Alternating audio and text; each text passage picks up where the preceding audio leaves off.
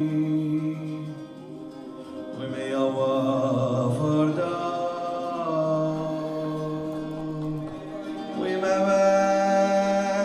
ashbais yarim evyan we leme hoishivi oye menedi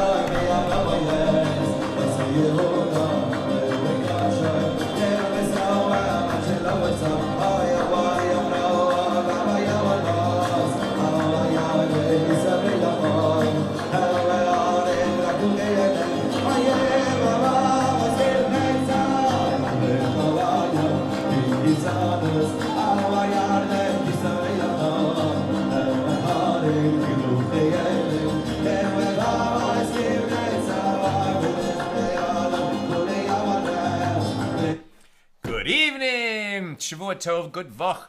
A good week to you, my holy sisters and brothers. Great to be learning with you on a Saturday night. Let's light up the darkness as we open a new chapter, chapter 2, in Tractate Sanhedrin, the 24th volume of the Talmud. And our daf tonight is page 18. Who's in the house? Guy in Ohio, Joe in the Inland Empire, Sharon in New Jersey, Bill in Mid-Missouri, Melissa in Great Neck, Shandora in the Bronx, Bell in Texas, Elvis in New York.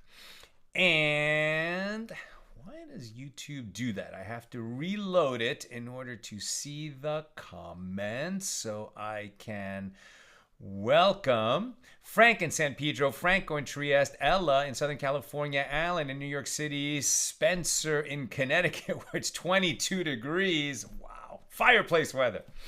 Marjorie in Georgia. Welcome, everybody. I hope you'll see it, and he's with us because tonight's class is sponsored by our own Yosef in New Jersey, who is dedicating our shir tonight on the 5th of Teves for the 10th yard site of his mother-in-law, Chaya Sarah Bas Rivka. May Chaya Sarah Bas Rivka's neshama have a great aliyah, a great elevation in the world of souls, and the merit of our learning tonight. And Yosef, may you and all your loved ones be showered in blessings, and we say amen. Chapter 2, here in Tractate Sanhedrin. Fascinating stuff. The introduction here in the Koran Talmud begins by saying all people, all Jews, before the law, right? All Jews under Jewish law are equal. It's not like in George Orwell's Animal Farm, right? That some animals are more equal than others. All people are equal before the law. But there are some individuals who the law has to treat specifically because they have specific laws that adhere to them. So specifically, the high priest and the king. They have all kinds of obligations under the law that other people don't have. And for that reason, in certain situations, they do get treated differently under the law. Think of it as royal immunity or priestly immunity, but it's not necessarily immunity. It functions in other ways. Let's get into it. Page 18a, right near the top, chapter 2, Tractate Sanhedrin. Mishna number 1. The high priest judges others if he is sufficiently wise, and others judge him when he transgresses, right? So the high priest will come before a rabbinic court for judgment if he transgresses, and he can serve on a beis din if he is sufficiently wise to be a sage on a court. He testifies before the court, and others testify concerning him.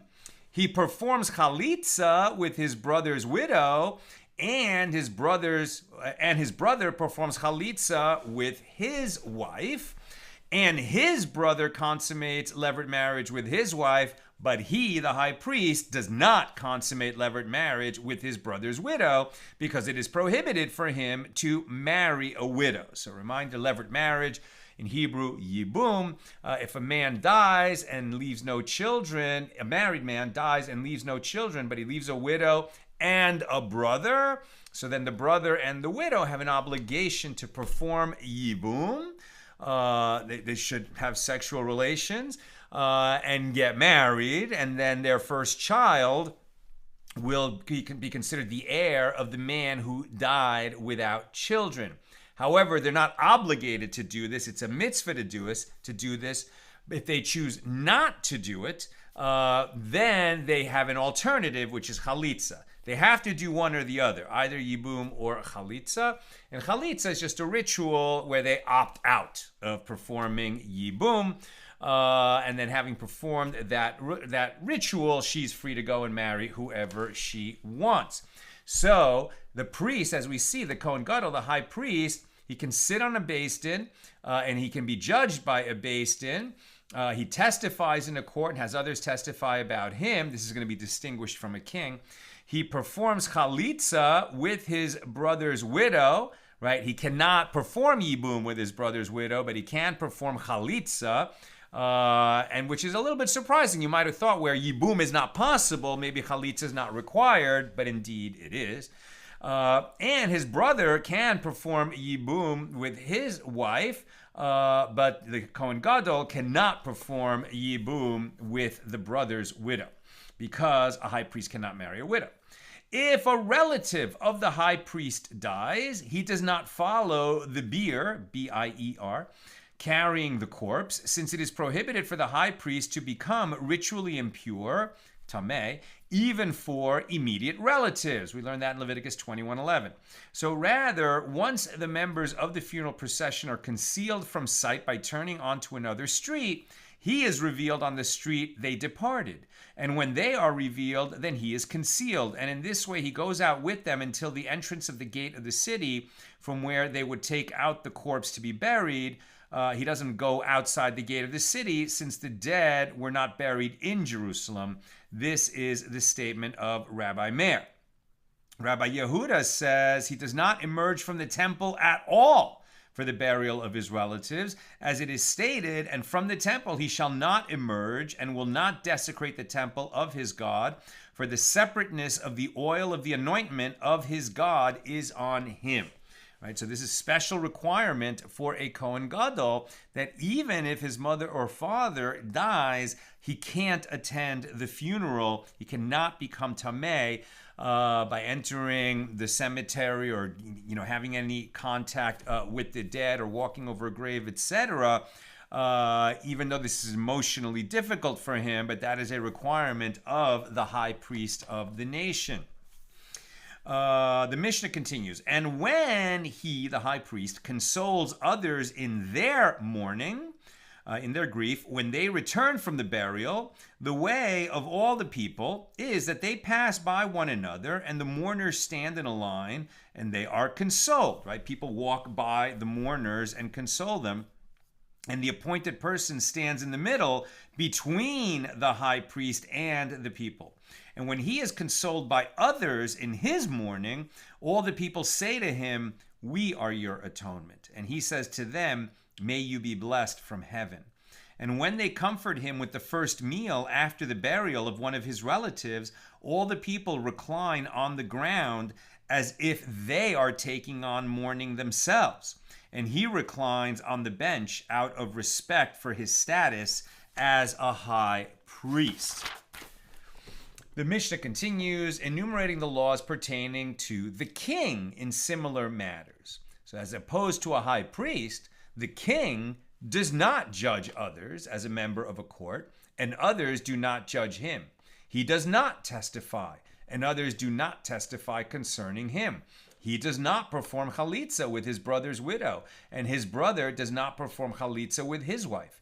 And he does not perform yibum. He does not consummate levirate marriage with his brother's widow, and his brother does not consummate levirate marriage, does not perform yibum with his wife, the queen, right, who becomes a widow, as all these actions are not fitting to the honor of the office of the king. Rabbi Yehuda says these are not restrictions, but his prerogative. If he desired to perform halitza or to perform yibum, he is remembered for good, as this is to the benefit of his brother's widow. He's not obligated because he's the king, but he may do so. And the sages said to him, I guess to Rabbi Yehuda, they do not listen to him if he desires to do so, as this affects not only his own honor, but that of the kingdom. So Rabbi Yehuda was overruled in his minority opinion. And no one may marry a king's widow due to his honor, right? Not his brother and not anyone may marry a king's widow. Rabbi Yehuda says another king may marry the widow of a king, as we found that King David married the widow of King Saul. As it is stated, and I have given you the house of your master and the wives of your master in your bosom. 2 Samuel 12:8. Again, minority opinion of Rabbi Yehuda. And that concludes our Mishnah. Now the Gemara.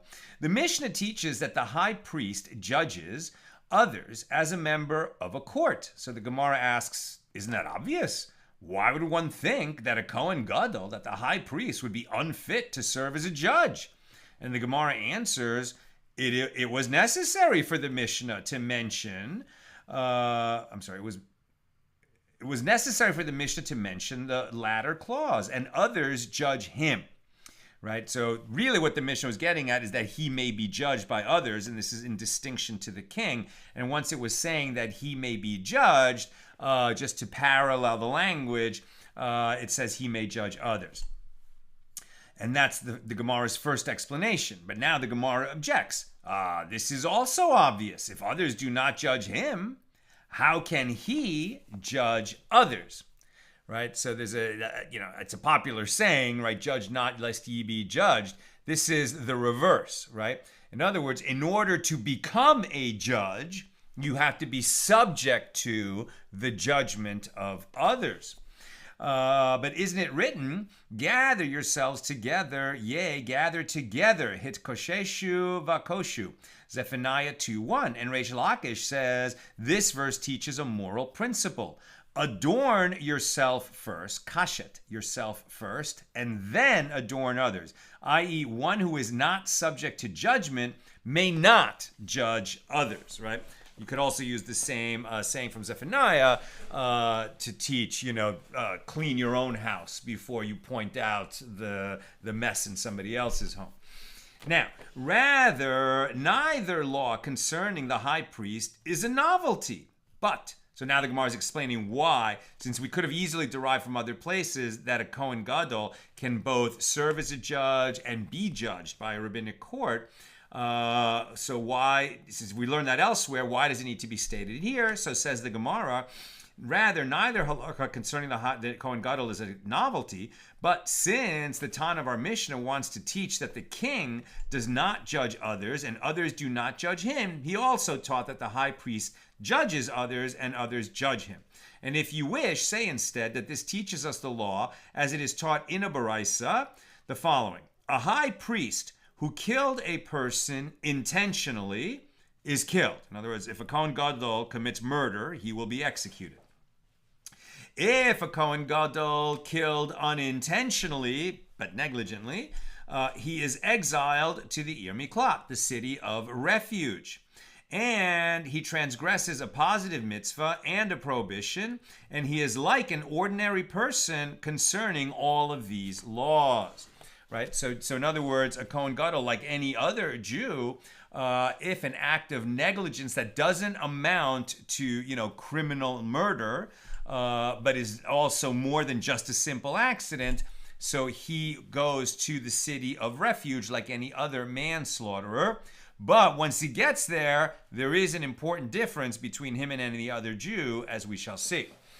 Now, the Gemara analyzes this baraisa. A Kohen Gadol who killed another person intentionally is killed, right? Meaning he's executed. Well, isn't that obvious? Why would he be punished differently than other murderers?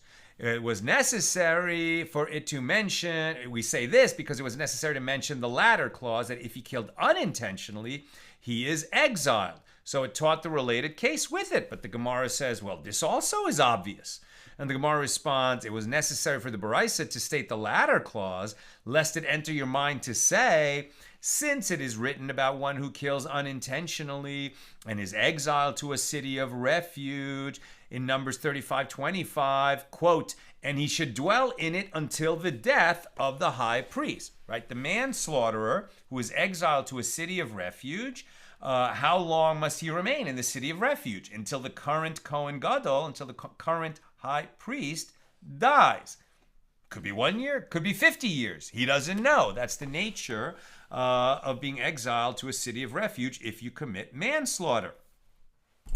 So what about the high priest, right? If he commits manslaughter, he goes now to a city of refuge until when, right? Until when? He's the high priest. Well, we say anyone for whom there is a rectification by returning from the city of refuge is exiled. But one for whom there is no rectification by returning is not exiled.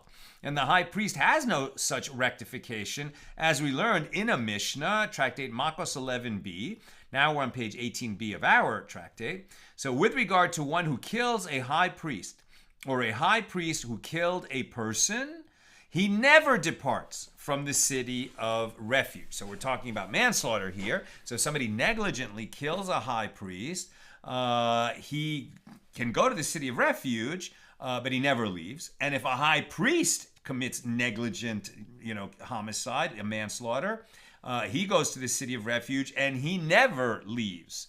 You might say, well, now that he's been exiled to a city of refuge, perhaps they need to appoint a new high priest. Now, that's not necessarily so. I have to check this. I think that Jerusalem might have been one of the cities of refuge. I am not sure about that, but it's possible. So if he can stay in Jerusalem and he's exiled in Jerusalem, for committing this manslaughter, can he remain the high priest? If so, well, then it's obvious that he can never leave the city until the death of the high priest, because, he's the high priest. But if he has to go to a different city, then you would think that they have to appoint a different high priest. And so you might have thought, oh, well, if they appoint a new high priest, so maybe the previous high priest sentenced to the city of refuge would last like anyone else until the current high priest dies, or, the new high priest until he dies. But now we learn here from this Bryson Tractate Makos that no, if a high priest commits manslaughter, he is exiled to a city of refuge for the rest of his life. And therefore, says the Gemara, I will say that so you might have thought that a high priest is not exiled at all. And for that reason, the Bryce above teaches us that he is exiled. He is exiled, and he's exiled for the rest of his life. Now, the Gemara suggests, why not say that the law is indeed that the high priest would not be exiled, since he would not be able to return home? And the Gemara responds, the verse states concerning the city of refuge, that every manslayer may flee there. And even a high priest is indicated by the inclusive term every. Bill, the book of Joshua names 6 cities as cities of refuge: Golan, Ramos, Bosor, Kedesh, Shechem, and Hebron. Alas, not Yerushalayim. Thank you, Bill. Okay, so he has to leave Jerusalem. So you would think that then they need to appoint a new high priest, or there's no high priest. So you might have thought that when he's exiled to one of those other 6 cities, that it would be until that new appointed high priest dies. But what we just learned is no. If a high priest commits manslaughter, he's out in the city of refuge for the rest of his life. The Baraisa teaches that a high priest transgresses a positive mitzvah and a prohibition, right? So a positive mitzvah, thou shalt do such and such, right? And a negative prohibition, thou shalt not, right? So thou shalt put on tefillin every day if you're a Jewish man, and thou shalt not commit murder. That's the difference between a positive commandment and a negative prohibition. Okay, so what is this that a high priest transgresses both a positive mitzvah and a prohibition?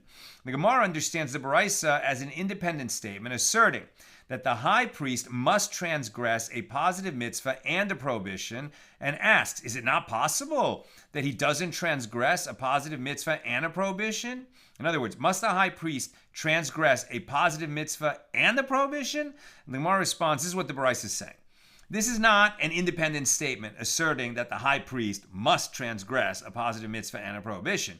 Rather, the Baraisa teaches that if he transgressed a positive mitzvah and a prohibition, then he is considered to be like an ordinary person concerning all of his laws and judged as anyone else for common transgressions.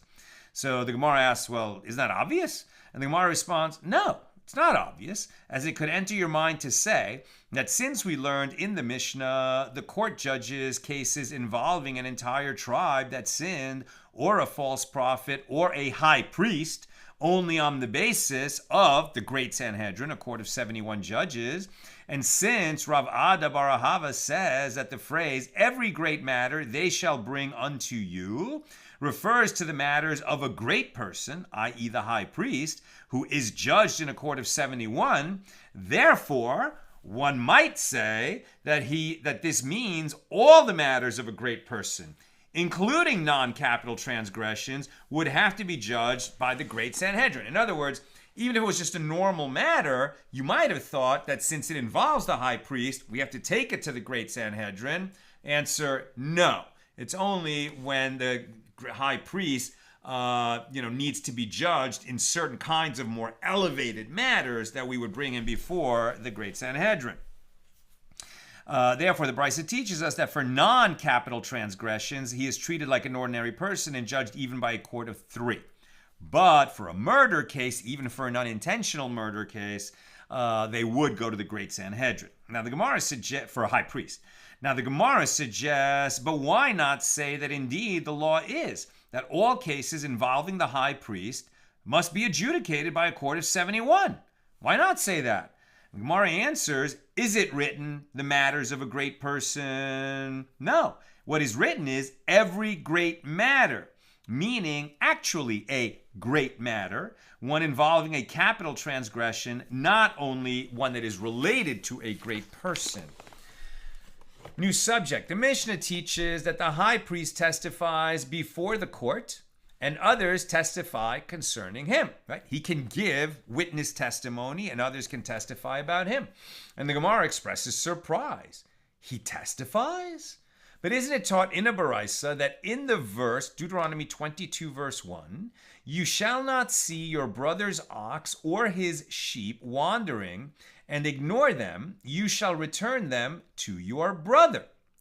Now, why are we talking about the law of lost objects? That if a Jew finds a lost object, you know that if you pick it up, now you have to take care of it, right? Because you have to return the lost object.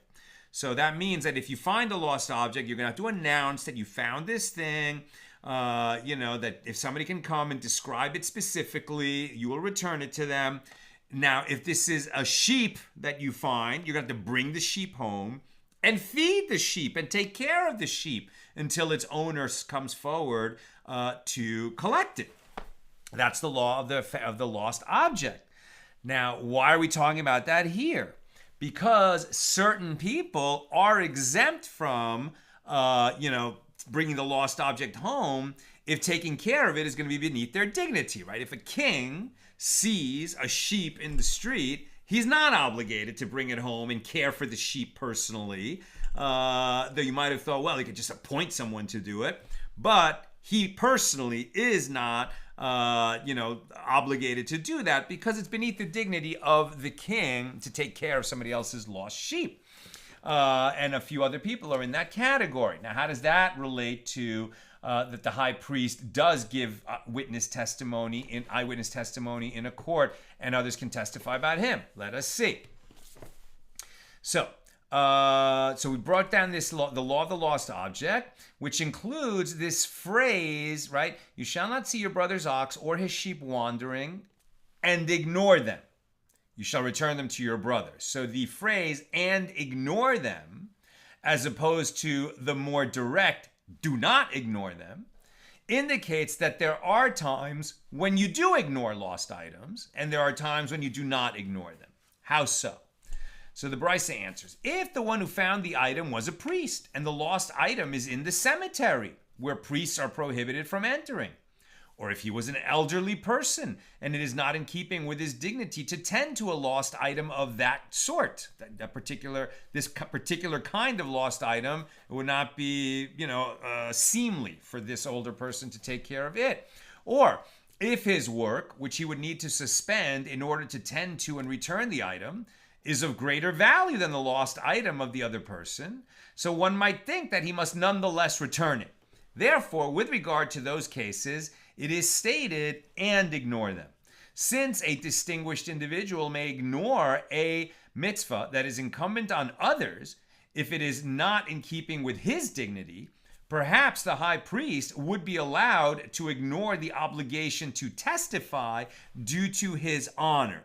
Right? It's a seemingly analogous type of issue, right? It's beneath the dignity of some people to tend to lost objects, so perhaps it would be beneath the dignity of a high priest to testify in court about others, so perhaps he should be excused. And what we're saying is, no, he's not excused. Now, Rav Yosef said a high priest testifies only about a king, since such testimony would not compromise his dignity. And Gemara objects to this. But didn't we learn in the Mishnah above that the king does not judge, and he is not judged, and he does not testify, and others do not testify concerning him? So how can you say the high priest testifies about the king if nobody testifies about the king? Rather, Rabbi Zera said, the meaning of Rabbi Yosef's statement is that a high priest testifies about a son of a king. Well, and the Gemara objects immediately. The son of a king is an ordinary person without special status in Jewish law. So it is not in keeping with the high priest's dignity to testify concerning him. Now that is just kind of in passing, but let's just focus on that for a second. The prince, right, even the dauphin, right, the heir apparent, the oldest, of the princes, is not a special person. Right? A king is a king. Okay, so a king, because he's invested with a certain kind of sanctity, like a high priest in that sense, who has special obligations like writing a Sefer Torah, etc. Okay, so the king is treated specially under the law. But his son is not. His son is not the king, and the fact that he's the prince, which would be like, pretty much at the highest level VIP, when the nation had a king, nonetheless, he has no special status at all under Jewish law. Okay, so rather, the meaning of Rav Yosef's statement is that a high priest testifies before the king, right, in front of the king. And it is in keeping with the dignity of the high priest to testify if the king is a presiding judge. But the Gemara objects to this. But didn't we learn in a Brisa, in the Tosefta 2:8, that a king is not seated on the Sanhedrin? So if the king cannot be part of a Sanhedrin, if a king doesn't judge or get judged, where is this high priest giving testimony before the king who's acting as a judge? So the Gemara explains Rav Yosef is referring to a special arrangement. Due to the honor of the high priest, the king comes and sits as one of the judges. They receive the testimony of the high priest, and then the king rises and goes, and the rest of the Sanhedrin deliberates about the case. So if a high priest has to give testimony, then in order to give him kavod, to give him honor, the king comes and sits on the Sanhedrin just while the high priest is giving his testimony, and then the king leaves. The king hasn't joined the Sanhedrin. He's only there to give honor to the high priest. New subject. Having mentioned this baraisa, the Gemara returns its attention to the matter itself. A king is not seated on the Sanhedrin, nor is a king or a high priest seated on a court for intercalating the year. As we learned last week, that in Hebrew leap years, a month is added. A second Adar the month of Adar is added to the calendar. And this is so that we can keep the 355-day lunar Hebrew year in sync with the seasons of the solar year, so that it doesn't drift too much, so that Passover is always in the spring and Sukkot is always in the fall. We have to adjust the calendar on a regular basis. And so the court, when the new months were declared by the Sanhedrin in Yerushalayim, they would appoint a special court to decide whether or not to intercalate the year and add that month. I just saw a video on social media that was very interesting, that in the year 3013, I believe was the number, something like that, the year 3000 and something, the calendar will have shifted so much that Hanukkah will begin on January 1st. And then they'll adjust the year, because now the Sanhedrin doesn't meet, right, to announce when months begin and which months are intercalated. It's all set moving into the future. It's all been set mathematically and astronomically. But in that year, in about 1,000 years, Hanukkah will begin after January 1st, and that solar year will have 2 Hanukkahs in it. This is all, presumably if Mashiach hasn't come and reinstated the Sanhedrin, which is hearing testimony, and the months are being announced from Yerushalayim. So I wouldn't, make any kind of a prediction about what's going to happen in 1,000 years. But mathematically, it was interesting. Okay, so the point is that neither a king nor a high priest is part of a court for intercalating the year. And the Gemara explains, with regard to a king on the Sanhedrin, the source is as it is written, do not answer in a cause, a riv. Exodus 23:2, which was explained to mean, do not answer to a great person, a rav. Therefore, one whose stature will make the other judges afraid to contradict him may not be appointed to the Sanhedrin. Wonderful rule, right? If a king was on a Sanhedrin, the other judges might be a little bit, scared to disagree with him. And so if he was part of the Sanhedrin, it might easily happen that everyone agrees with him. And as we saw yesterday, it was yesterday, that if all 23 judges in a lesser Sanhedrin, which meets for a capital case, a murder case, would vote to convict and to execute the defendant, then we acquit, right? That unanimity is no good. Because then no one would take the position of during their overnight deliberations, and a guilty verdict has to be given the next day, so they have overnight to think about it. But if they're all voting to convict, then none of them are taking the position we should acquit during that deliberations that night. And so we have to acquit. And likewise, if a king was on the Sanhedrin, he might easily, just because they're scared of him, it might create unanimity in the court, and that would not be a proper judgment and procedure. So,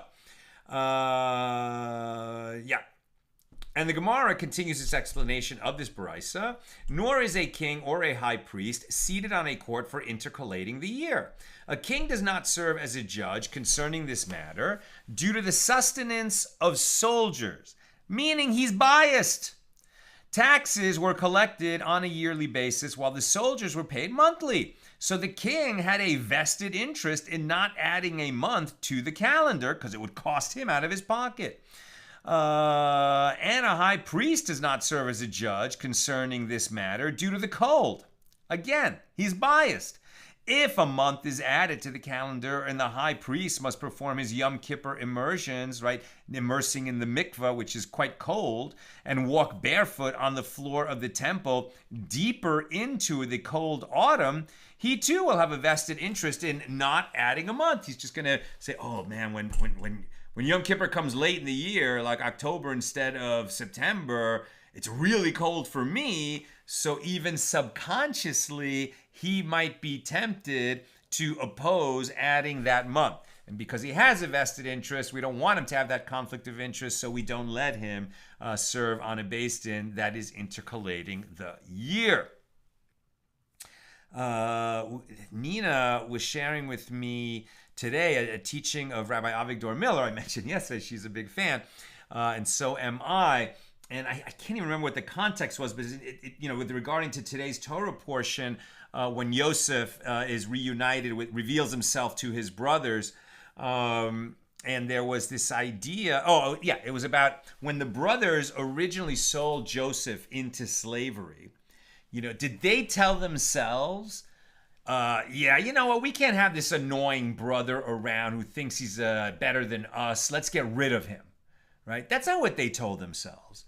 What they told themselves was, we have a holy mission as a family, and this brother of ours who's dreaming that he's going to become the number one, right? Become the firstborn, in other words, and take the mantle of authority to pass down from Abraham to Isaac to Jacob, which properly should have then gone to Reuben.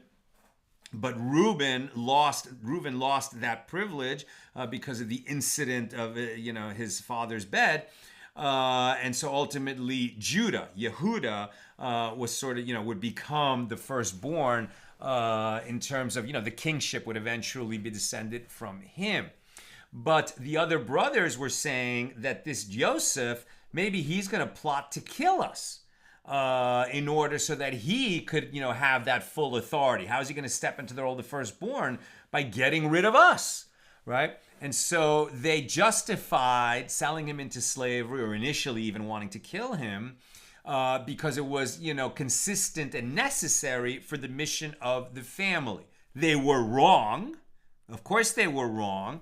But how could such holy, righteous people come to such a conclusion? Because they had a vested interest, that they were jealous of him and they opposed him and they were tired of him. But then they found some kind of a justification.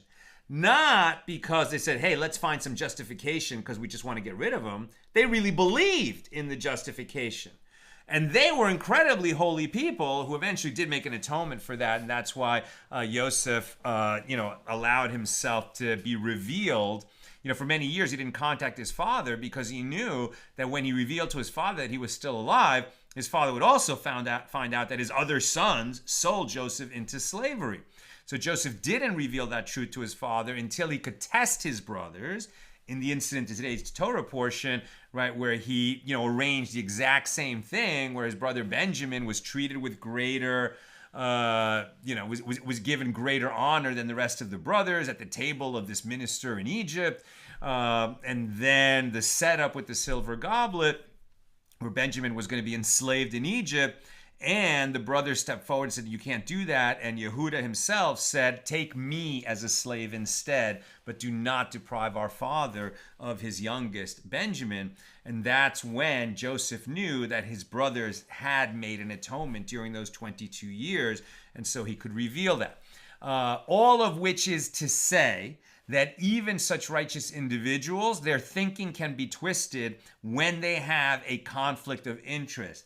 Kal v'chomer, how much more any ordinary people like us, our judgment can always be skewed. Even we don't realize it. But whenever we have a vested interest in an outcome, somehow our logical reasoning is going to direct us in that same, in the direction of the outcome that also favors us. So it's something we always have to be aware of. And why we have so many laws, that if someone has a conflict of interest, if a judge has a conflict of interest, if a senator has a conflict of interest, they need to recuse themselves from those deliberations. Okay. And likewise, a high priest can't intercalate the year because he has a vested interest in Yom Kippur arriving while it's still warm, so he won't be cold. Let's move on. Rav Papa says, learn from the ruling concerning the high priest that the weather of the year follows the months. meaning that changes in the seasons are in accordance with the sequence of the months in the standard non-intercalated calendar. The high priest would not want the year to be intercalated because then the colder weather of Mar Cheshvan would occur during Tishrei. Right? In other words, that what I just said. So the Gemara asks, is that so? But isn't that contradicted by the incident of those 3 cattle herders that were standing around, and the sages heard them saying various statements about annual weather, right? The signs of weather in various years. So what happened? There were some people who were cattlemen, right? Cattle herders.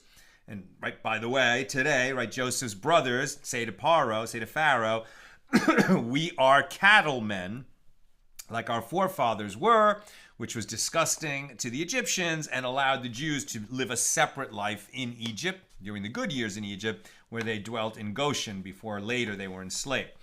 Okay, so one of these cattle herders said, if the first grains and the late ripening grains sprout at the same time, that is Adar, right? The month in the spring that contains Purim. The month before Nisan, which contains Passover. But if not, that is not Adar, but still Shvat, the month before Adar. And one of them said, if an ox dies in the morning in the snow, indicating that it is still very cold, and at noon, in the shade of the fig tree, it sleeps, rubbing against it to strip off its skin because of the heat, that is Adar, right? In other words, a little bit like, desert weather, where it can be very cold in the morning and very hot during the day. So in Israel, that's Adar. And one of them said, if there is a very strong east wind, which is cold, yet the warm air that you blow with your jaw goes out toward it and overcomes its effect, that is Adar. But if not, that is not Adar, right? So in other words, you know it's Adar when, and that's what real Adar is, as opposed to when there's an intercalated year and we get, weird weather for what would be Adar.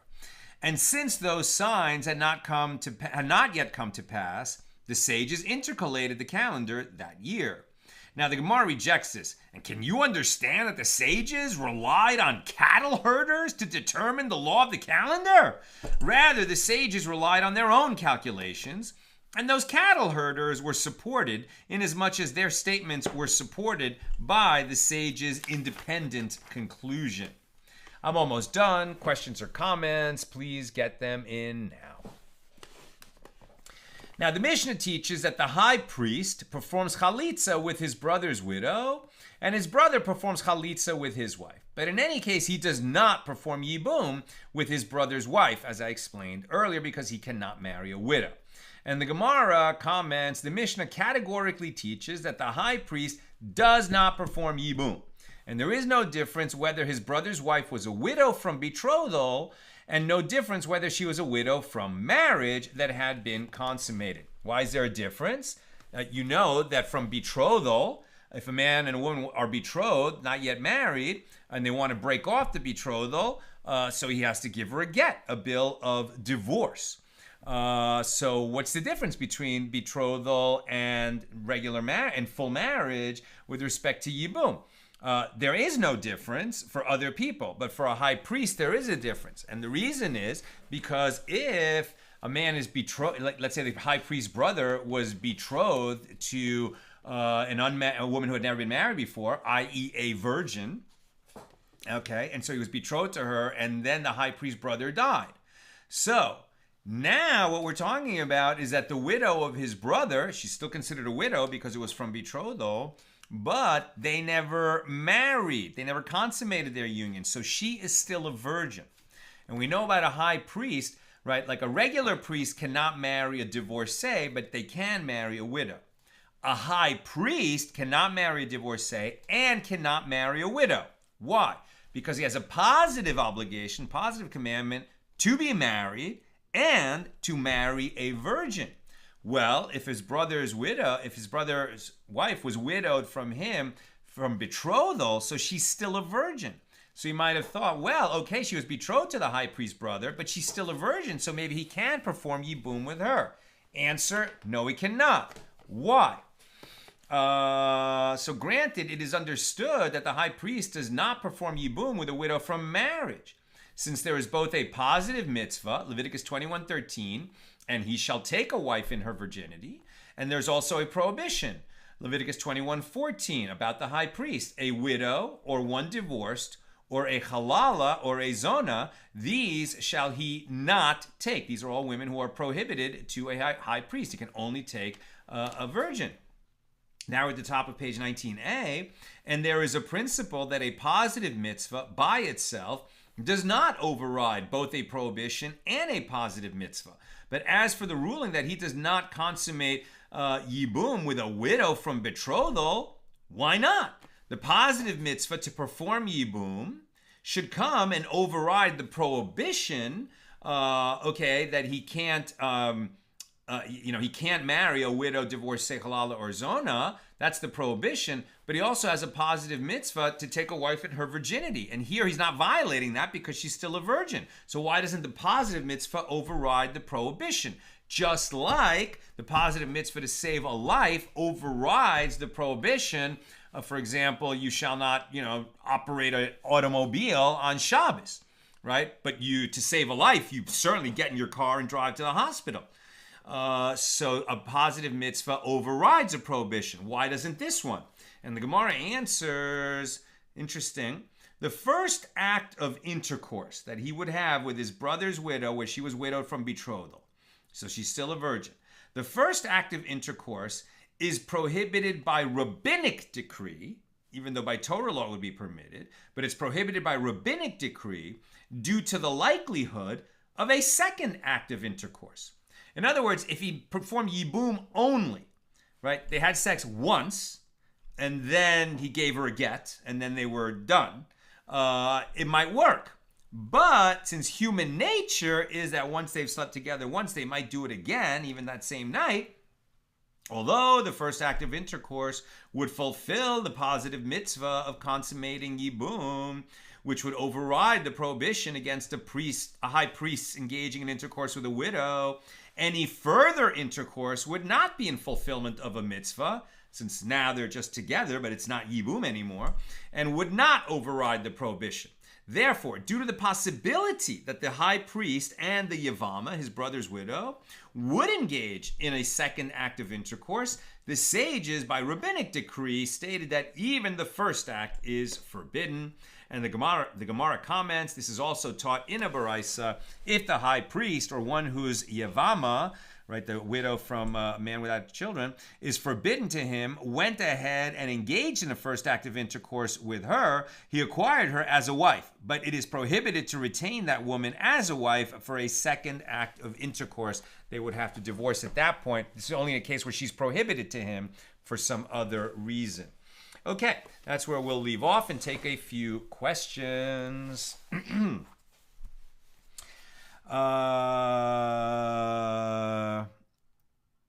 Yosef, I think you joined us late because I read your dedication for your mother-in-law, Chaya Sarah Bas Rivka, on her 10th yard site today. I did that at the beginning of class, so you can rewind and see that. And may you and all your loved ones be blessed in all your ways with infinite blessings. Bill, executive privilege is the word you're looking for in both cases. Privilege here coming directly from the Latin for a separate law. We tend to think of it in terms of privileged information. The executive can conceal certain information commensurate with their office, like the king keeping state secrets, but it also includes rules like the executive needing to be tried by the high court. Thank you, Bill. Elvis, my first big takeaway from today's lesson is that those with great power and authority must have accountability. When the powerful person knows that they are strictly accountable for their actions, they will hopefully be less likely to abuse it. Right, so we've talked about certain privileges that a king and a high priest have, but we see that it's not unlimited. The high priest has a lot of obligations. First of all, they have extra obligations, as we've also discussed, and their privilege is definitely not unlimited, and that's only the king and the high priest. Everyone else is not subject to any of these kinds of privileges, even the king's son. Right, and as we saw also, the king, right, he's not permitted to have too many horses, too much money, or too many wives. He has to write a Sefer Torah, etc. And then the high priest has so many obligations that he's a little bit like what the Kotzker Rebbe said about his Hasidim. He says that, I don't want followers who don't sin. I want followers who are so busy they don't have time to sin. And that's largely true of the Kohen Gadol. He has so many obligations. It's very difficult for him to ever come to commit a sin. Yosef Ag, does the testimony of the high priest mean he is part of the Great Sanhedrin? No, right? As we saw, he could be impaneled, but he's not normally part of the Great Sanhedrin. He just could be if he was qualified, right? And there's actually no reason why it would be unusual for a high priest to be so learned as a sage, because they're so busy with their priestly duties that they don't have quite as much time to learn as the other sages. Yosef, in times of repression of Israel or the sages by Rome, can the king make decisions with judges per Dina Malchusa Dina?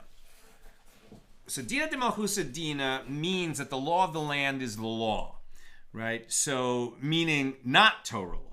Right? So Dina de Malchusa Dina means that Jews are subject to the law of the land that they live in, so long as that law doesn't contradict Torah. Right? So if there was a law in a country that you have to eat, a ham and cheese sandwich on the, 7th of July, so we would not follow that law. But, if there are laws that you can't park on this side of the street on Tuesdays, so we are subject to that law just like everyone else, even as a Torah obligation to follow the law of the land.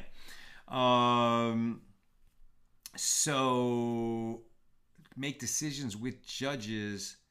Oh, I guess what you're saying is, I think what you're really saying is, do judges have to make a decision according to the law? Do Jewish judges on a Sanhedrin have to make decisions based on the law of the land?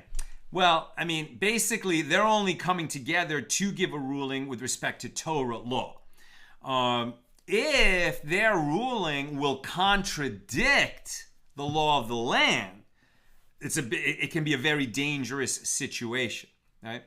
And so, for example, there have definitely been stories where, under the Tsar in Russia, when the Jews were really being persecuted, and one of the ways in which they were persecuted is that they would find Jews to act as informers, right? Who, for money or because they were being blackmailed or they were alcoholics or whatever the reason, they would give information about other Jews, so that, for example, young Jewish men would be drafted into the Tsar's army, which was not a 2-year stint or a 5-year stint. It was a 25-year stint, where in the army, they absolutely could not eat kosher, or they would be lost as Jews.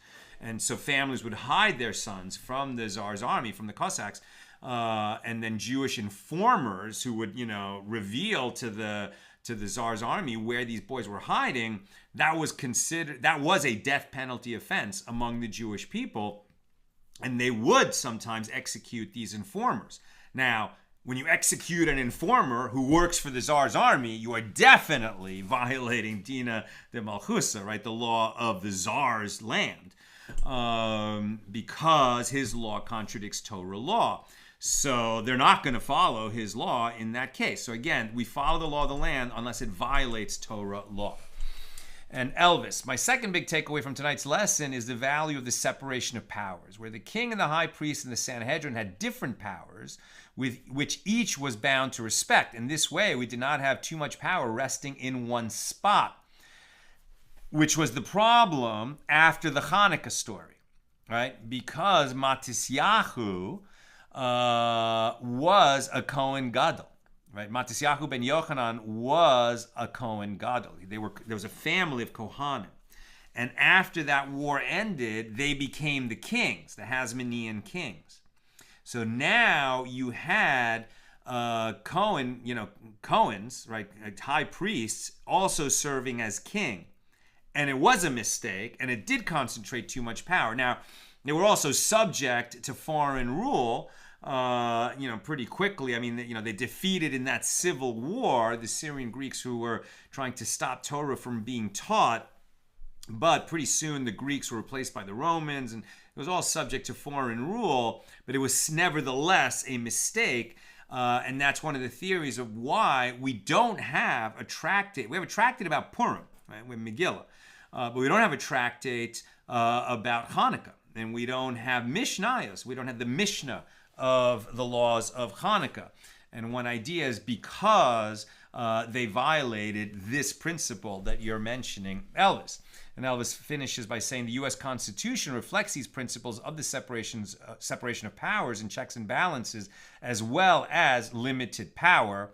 Yes, sir. And the founding fathers were very well versed, right? There was a separation of church and state so that the state would not promote any particular, denomination of the church or any particular state religion, but it was one nation under God. And the founding fathers were very familiar, right, with classic sources, which included Hebrew scripture, right? They were very familiar with the Hebrew Bible and the laws contained therein. And there's whole books written about this, but there's very interesting laws that came into the Constitution and into early American law, which you can trace back to the laws that we are studying here in Tractate Sanhedrin. That's what I've got for us tonight, and with God's help, we'll be together again tomorrow, Sunday at the regular time, 6 p.m. Pacific.